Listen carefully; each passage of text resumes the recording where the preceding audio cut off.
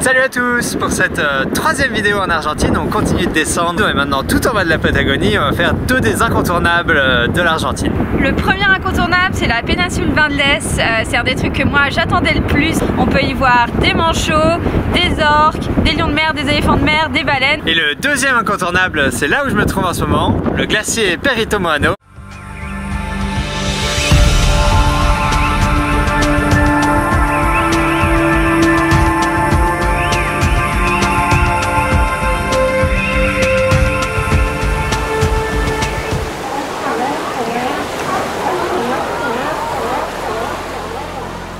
Balayée par le vent et les vagues de l'Atlantique Sud, la péninsule Valdés est un morceau de terre de la taille d'un département français qui s'élance vers la mer. Elle offre un refuge, à l'abri des vagues et des courants, à la faune de l'océan Antarctique, ce qui en fait un lieu exceptionnel pour observer ces animaux si particuliers. Sur les falaises, sur les plages, dans le ciel, à la surface de l'eau ou dans ses profondeurs, la vie est partout.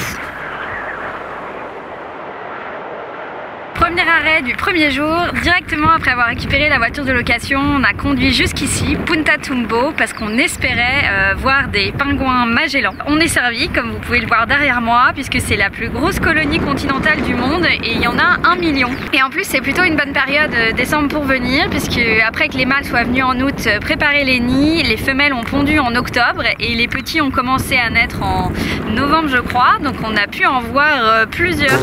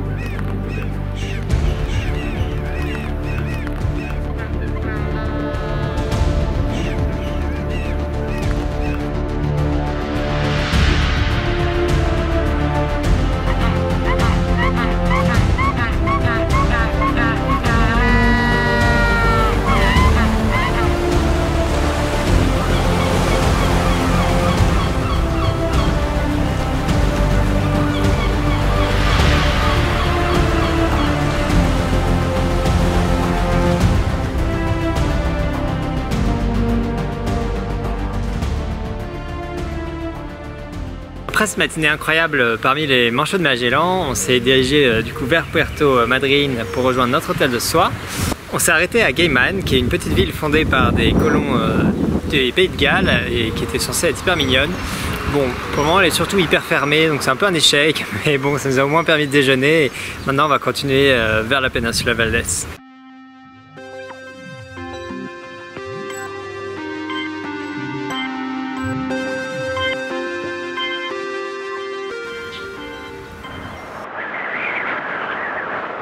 Pour le deuxième jour, on est arrivé sur la péninsule de Valdés. On a dormi à Puerto Pierrefides.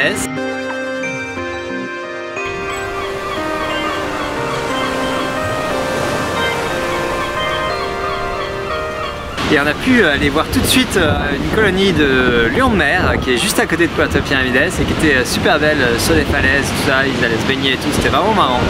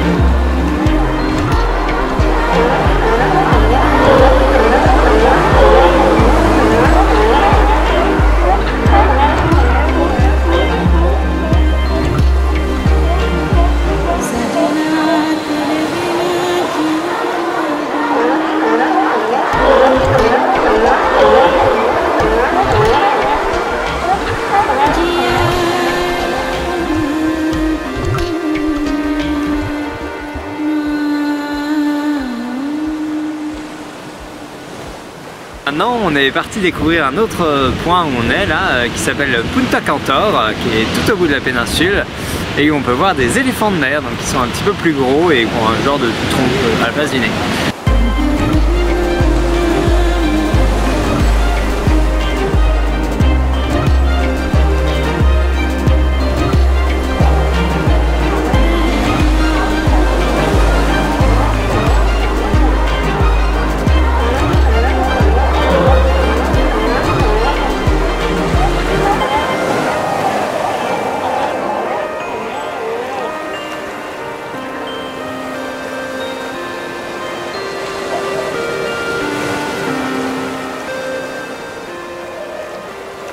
Venu à Punta Norte, c'est ici qu'il y a la plus grande colonie d'éléphants de mer et de quelques lions de mer de la péninsule, et donc c'est aussi ici qu'on trouve éventuellement les orques. Parce que si vous vous demandiez ce que mangent les orques, non seulement ils mangent des baleines, des requins, etc., mais ils adorent aussi manger des phoques. Maintenant on va espérer un peu, on va scruter la mer et espérer voir arriver un ou plusieurs orques, mais c'est vraiment pas garanti parce que c'est très agité aujourd'hui.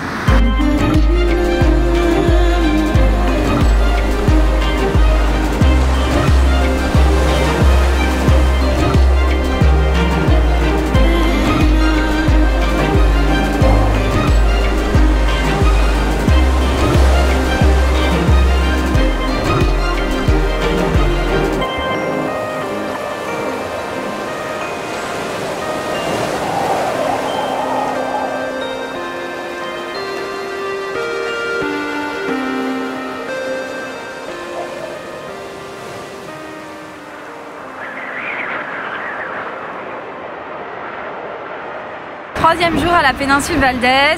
Aujourd'hui c'est censé être le jour où on a la meilleure météo, donc c'est le jour qu'on a choisi pour faire l'activité qu'on voulait plus faire, aller voir des baleines en bateau. Donc on l'avait déjà fait en Islande, dans un super bateau d'ailleurs, et on avait eu la chance de voir des baleines, donc on espère que là ce sera pareil, sachant que c'est pas la même espèce ici, ce sont des baleines franches australes. On essaye de pas trop s'emballer parce que c'est la fin de saison ici, on peut voir les baleines franches australes sur la péninsule Valdés jusqu'à mi-décembre, et on est déjà le 8 ou 9 décembre. La baleine franche australe. Le plus gros mammifère de la planète peut atteindre 18 mètres de long et peser jusqu'à 80 tonnes. Il n'en resterait aujourd'hui que 4000 dans le monde.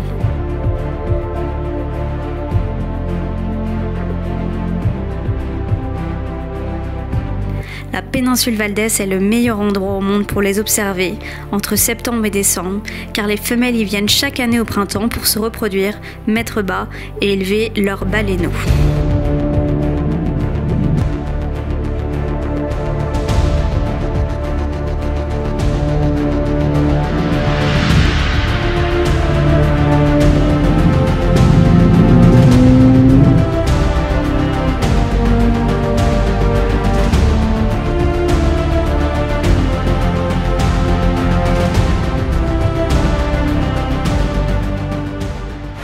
Voilà, de retour sur la terre ferme.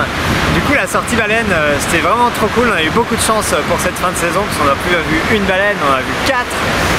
Donc une maman avec son bébé, c'est avec laquelle on est resté vraiment longtemps parce que son bébé était un peu turbulent, du coup il sautait, c'était trop cool. Et ensuite sur le chemin du retour on en a encore vu 2 autres, mais on s'est pas trop arrêté parce qu'on avait déjà pas mal prolongé le tour en bateau. Et en plus des baleines, on a même vu un dauphin qui sautait à côté du bateau et un pingouin qui nageait, donc c'était vraiment un festival, c'était trop cool.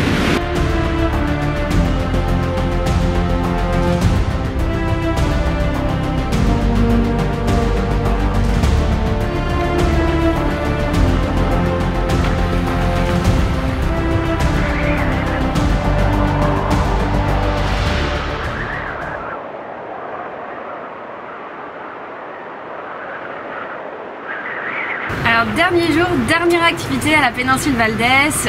Aujourd'hui on a réservé pour aller nager avec des lions de mer. Donc jusqu'à 20 minutes avant de partir on n'était pas encore sûr par rapport aux conditions météo si on allait pouvoir le faire. Mais là a priori c'est bon. Je suis hyper rassurée parce que j'ai vu des vidéos sur Instagram de gens où un lion de mer mordait leur palme. Mais bon, on va rester confiants.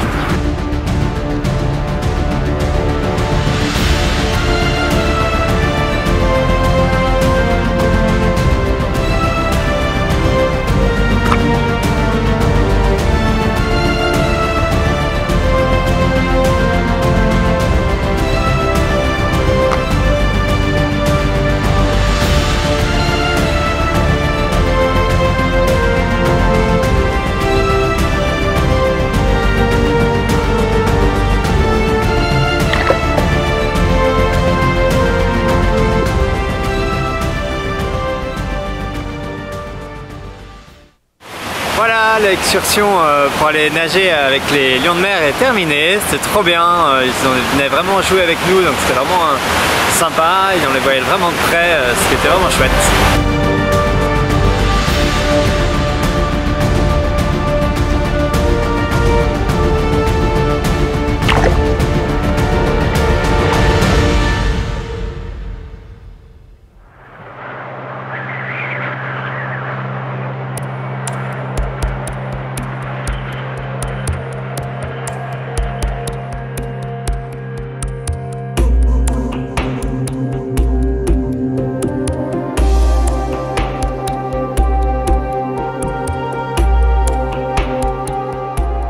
Ça n'a pas été facile de rejoindre le glacier depuis la péninsule Valdés. Il a fallu prendre un bus de nuit puis un autre bus.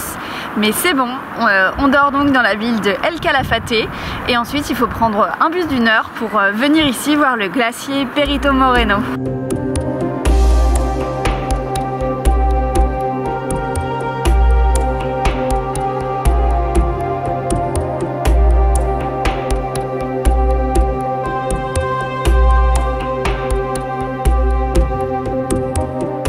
C'est vraiment impressionnant, moi qui pensais que j'avais un peu tout vu avec les glaciers islandais.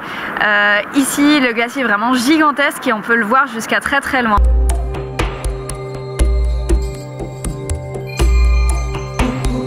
Nommé en l'honneur de l'explorateur le plus populaire du pays, le glacier Perito Moreno est une merveille de la nature. Recouvrant une surface plus importante que la ville de Buenos Aires et atteignant par endroits 700 mètres d'épaisseur, c'est un univers de glace immense et pur qui glisse lentement entre les apics rocheux de la cordillère des Andes.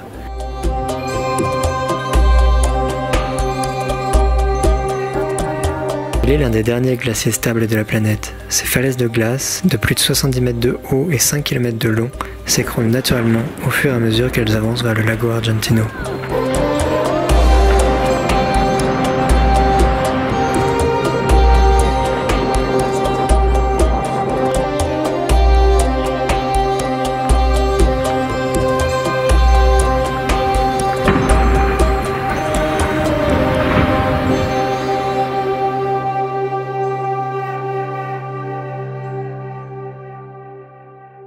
La vidéo se termine ici, mais on vous retrouve la semaine prochaine à El Chalten.